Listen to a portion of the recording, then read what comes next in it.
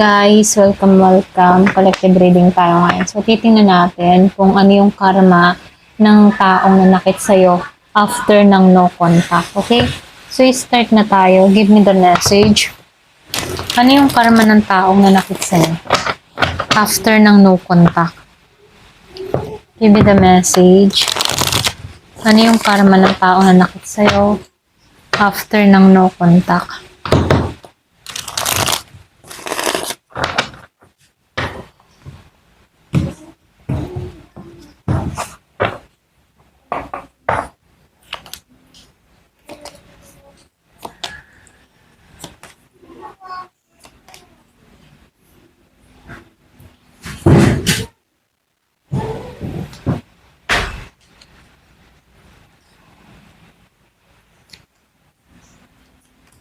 So, meron ako nakikita dito na Aries, Leo, Sagittarius.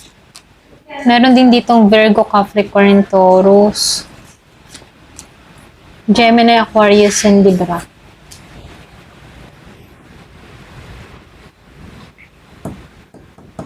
So, ito lang yung nakikita ko dito, no? Gemini, Aquarius, and Libra, Aries, Leo, and Sagittarius, Virgo, Capricorn, Taurus. Okay? Ayan. So, start na tayo. So, dito, no, nakikitaan ko dito base sa baraha. Yung iba sa inyo, nakikitaan ko dito yung bigat. Kumbaga, meron akong nakikitang magiging balik sa taong nakit sa'yo. Kumbaga, mabigat. So, nakikitaan ko rin dito, ito yung malinaw na may nangyayari dito. Okay? So, dito, lumabas tong Judgment upright. So, ito yung pangunahing karma card. Okay? Sa Judgment. Nakikitaan ko dito, dadaan sila sa matinding self-realization. Kung ano yung ginawa nila, babalik sa kanila. Pero sa paraang mapipilitan silang harapin yung sarili nila. Okay? So, pwedeng hiya or pag-intindi sa maling desisyon, ano. So, dito, nakikitaan ko rin dito sa Ten of Wands. Yung iba sa inyo, meron kang mararamdaman na pwedeng meron silang mararamdaman na sobrang bigat ng buhay, okay? Kumbaga, pwedeng burden, pressure, stress. So, para bang lahat ng mga responsibilidad ay sabay-sabay na darating, ano? So, nakikita ko dito, ito yung epekto ng pagiging pabigla-bigla or hindi maayos ang intention, okay? So, dito, no, sa Five of Pentacles, ito yung pinaka-matindi, okay? Kasi, nakikitaan ko dito, merong pag-iisa, pwedeng pagkawala, pwedeng kawalan ng suporta, emotional, ano, at minsan, financial na paghihirap, ano. So, dito, mapipil niya yung iniwan sila na wala silang malapitan, yung mga walang sumasalo sa kanila, ganon, okay? So, dito, no, nakikitaan ko rin dito sa Six of Swords reverse, hindi sila maka-move on. Yung bang tipong matatrap sila sa guilt, regret, or mga tanong, okay? Para bang paulit-ulit na bumabalik sa isipan nila dito yung mga ginawa nila sa'yo, okay? So, nakikitaan ko rin dito sa Five of Wands reverse, may mga tao rin na iiwas, okay? Hindi sila papakinggan, or pwede rin nagkakaroon sila ng internal conflict. So, para bang sila mismo, hindi nila maintindihan bakit ang gulo ng buhay nila. Okay? So, dito, nakikitaan ko rin dito yung the Fool upright. Ito naman yung ironic, ano, kasi sa labas, ano, nagpapakita sila ng carefree. Pero, yung new beginning nila, walang direksyon. So, dito, meron tong pagiging, yung tipo na impulsive or pwede rin minsan mali ulit yung mga choices na gagawin nila. Okay? So, nakikitaan ko rin dito sa Knight of Swords reverse, ano, ito yung epekto. Kasi, may mga maling desisyon, pwedeng meron ditong miscommunication, mga rush na pagkakamali, okay? May mga bagay silang sisirain dito dahil sa pagiging padalos-dalos nila, okay? So, dito, ano, nakikitaan ko rin dito yung Page of Swords upright. Yung iba sa inyo, no, nag-observe siya rito. Kumbaga, nag-observe pa rin siya sa'yo kahit no contact na. So, tahimik pero nakabantay. Ganun yung energy ng tao na to. Para bang curious or pwede rin nagbabantay sa mga updates mo. Nag-iisip kung ano yung nangyayari sa'yo. Okay? So, dito, no, nakikitaan ko rin dito yung sa Seven of Pentacles reverse and the Moon upright. So, ibig sabihin may ginagawa, kumbaga may ginagawa sila na hindi nagbubunga dito sa Seven of Pentacles. Kumbaga, nakikitaan ko dito yung plano na hindi natutupad, yung effort na hindi umaabot sa goal, yung mga tipong parang wrong timing lagi, ganon, okay? So, nakikitaan ko rin dito sa The Moon upright, tinatawag ito na anxiety karma, okay? Yung mga tipo na meron silang mga takot, confusion, paranoia, at nakikitaan ko dito overthinking, mangyayari, yung mga tipo na marami silang hindi maintindihan sa nangyayari sa kanilang mga buhay, okay? So, dito, nakikitaan ko rin dito yung The Tower reverse. So, meron akong nakikitang avoided disaster, pero paulit-ulit, pwedeng iniiwasan niya na magkamali muli, pero dun at dun pa rin siya napupunta, okay? So, hindi isang malaking pagsabong dito, kundi sunod-sunod na maliliit na problema na hindi natatapos, okay? So, nakikitaan ko rin dito sa Queen of Swords upright, dito sila tinamaan, okay? May mga taong magpuputol ng koneksyon sa kanila, o may babae or feminine energy dito, magiging sobrang strict, okay? Nakikitaan ko rin dito, hindi sila tatanggapin, okay? Ayan. So, nakikitaan ko dito, merong babae, okay? So, dito, nakikitaan ko rin dito, pwedeng ikaw to, yung energy mo to. Kumbaga, ikaw yung tipo ng stricta or stricto, So, yung mga tipo na yung isip mo dito, logic ka mag-isip, ganyan.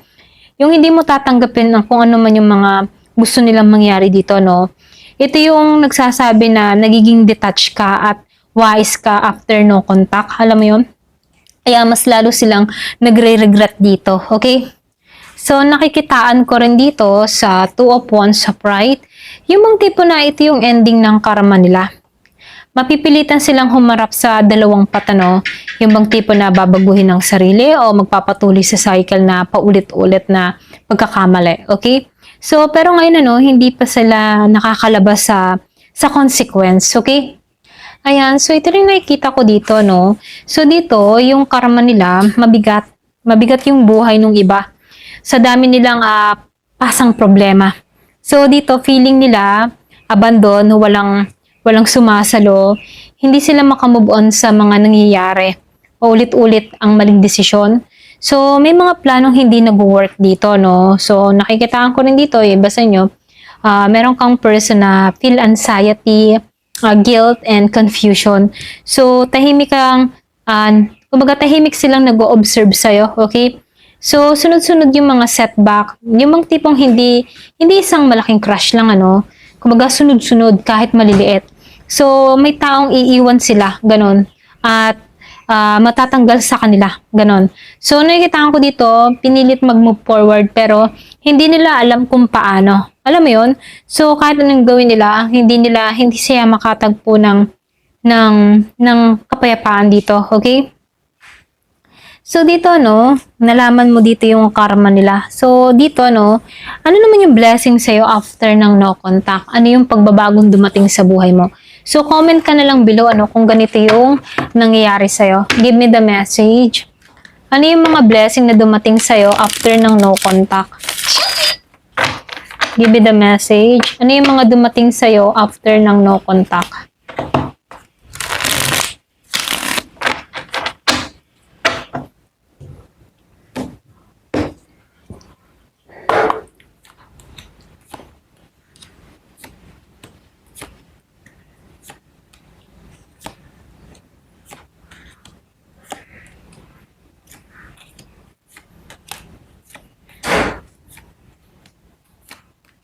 Okay.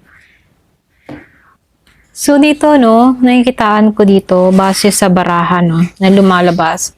Dito makikita na mas maganda, mas stable, at mas align yung healing at abundance sa'yo, So, nakikitaan ko dito, kumpara dun sa nanakit sa'yo, mas okay yung nangyayari sa buhay mo. So, nakikitaan ko dito, yung iba sa inyo, andito ka sa moment na nagiging kang independent, andito ka sa moment na meron kang bagong emotional offer, I mean, sa emotional offer, meron kang bagong nararamdaman na para bang fresh start lang or pag-asa. Okay? Pero may konting part sa puso mo na guarded pa rin, okay? Kahit ba hindi mo basta-basta papasukin yung kahit sino, no? Pwedeng nag-iingat ka lang. So, lumalabas din dito, andito ka sa phase ng healing, okay? So, dito, no, nakikitaan ko dito yung Two of Swords and the Queen of Pentacles dito, no? So, ibig sabihin, may mga malaking desisyon dito, okay?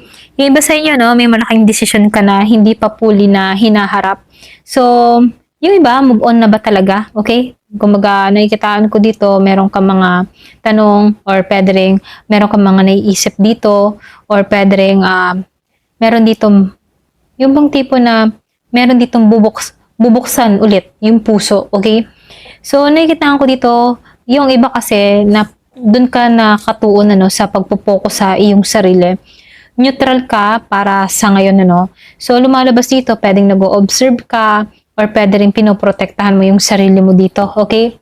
So, nakikitaan ko rin dito sa Queen of Pentacles, ano, yung bang tipo na ito yung pinakamalakas na energy mo na grounded, stable, nagiging nagiging mas wise ka dito, no? At na-attract mo yung abundance, ano? So, mas lumalakas yung self-worth mo. So, nakikitaan ko rin dito sa Seven of Wands reverse, ano, hindi ka na lumalaban para sa hindi worth it. Alam mo yon. So, lumalabas dito, ginibap mo na yung mga toxic connection, good choice, okay? So, nakikitaan ko dito, mas pinipili mo yung kapayapaan mo, ano? So, nakikitaan ko dito, ano, sa Nine of Pentacles, sa Pride, isa sa pinakamagandang card kasi, ito yung independence, kumbaga, meron ditong glow up. Pwedeng yung iba sa inyo, andito ka sa self-love, or pwede rin meron ka mga nare-receive na material blessing. So, ito yung single, strong, successful energy, ano.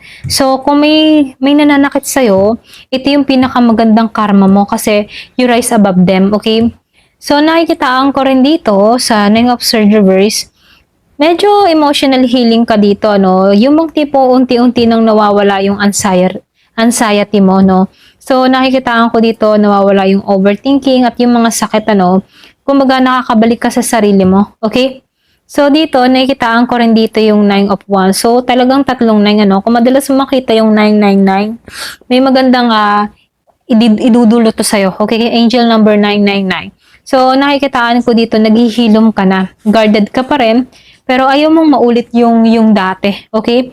Tinatayo mo yung boundaries mo at tama yon, okay? So, dito sa The World of Pride, so, ito yung major, ano, kumbaga meron ditong cycle completed. Ito yung bang tipong hindi ka nababalik sa dating pattern. Malapit ka na sa victory. Meron na akong nakikitang closure at new pace dito, no, lalo-lalo na sa life mo. Okay? So, dito, ano, lumabas itong Ten of Cups sa Pride. Medyo ito yung tipo na, alam mo yung tipo na emotional fulfillment, okay? Kung sa love life, may paparating na emotional connection, ano. So, nakikitaan ko dito, meron ditong potential for long-term partnership, long-term for kumbaga long-term happiness, meron ditong family harmony at peace of mind, okay? So, nakikitaan ko dito yung kapalit ng sakit na naranasan mo, no? Kapayapaan na, okay? So, nakikitaan ko rin dito yung Ten of Pentacles reverse, ano? Kung madalas mo makita yung 10-10, bagong yugto to para sa'yo, okay? So, nakikitaan ko dito, focus mo ngayon ay hindi pang long-term financial security, okay? Kumbaga, nakikitaan ko dito, may mga delay or adjustment sa pera. Yung iba sa inyo, no? Pwedeng, yung mga tipo na nararanasan mo na parang merong binibitin or kinukulang dito, no? Especially kung meron ditong Virgo, Taurus, or Capricorn, year of the dog, okay? Parang bang nag-iisip ka dito pagdating sa kaperahan mo, okay? Hindi pa ito fully settled, ano? Pero papunta na to sa pagbabago, okay? So, nakikitaan ko rin dito sa Two of Wands reverse, ano?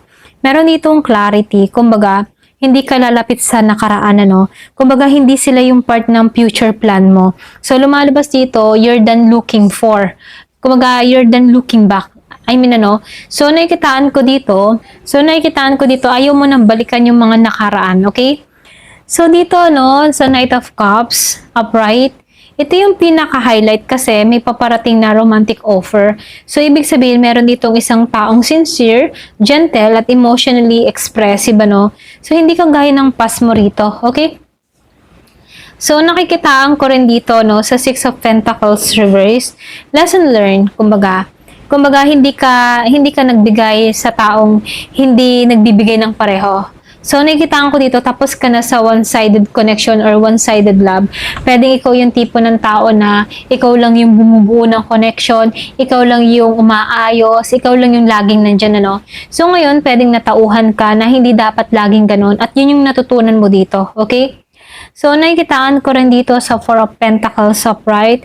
So, meron dito ang pinoprotektahan yung energy niya, pwedeng finances niya, at yung kanyang puso, no? Kumbaga, mas wais ka na ngayon. So, hindi ka basta-basta naglalabas ng effort dito, okay? So, nakikitaan ko dito, yung karma, blessing mo after no contact, ano, merong ditong magaganap na healing sa'yo, emotional and mental recovery. So, lumalabas din dito, very independent kang tao, ano? At merong glow up na nangyayari sa'yo, okay? So, nakikitaan ko rin dito, strong yung iyong boundaries, ano? So, nakikitaan ko dito, meron ditong natapos or pwedeng tinapos at meron ditong bagong simula. So, dito, patungo ka sa financial growth, okay? And then, nagkakaroon ka dito ng wisdom and self-worth, okay? So, nakikitaan ko rin dito, yung past connection tapos na. Hindi mo na uulitin yung mga mali mong nagawa, ano? So, mas maganda na, mas maganda na yung future na naghihintay sa'yo, okay? Ayan, ito lang yung nakikita ko. Thank you for watching. Love and peace.